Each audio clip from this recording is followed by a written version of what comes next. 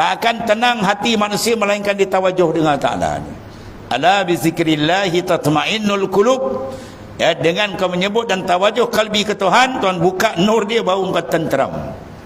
Lagi tu tak buka. Sebab cari jalan supaya terbuka hijab. Tu sajalah.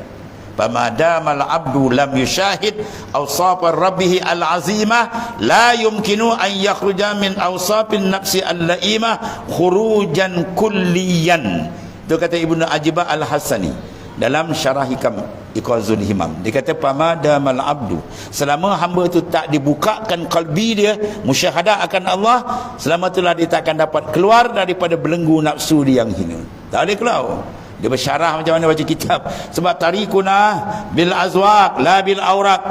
Dia kata arifin nabillah, jalan kami rasa zauq, bukan benda yang ada atas kitab. Ya, kitab kena ada, ilmu kena ada, satu sayap. Sayap kedua riyadhah sampai terbuka hijab, barulah boleh urujul qalbi ila Allah, baru boleh mi'raj qalbi dia ke Tuhan. Sekadar ilmu je tak hati tak sampai. Ya.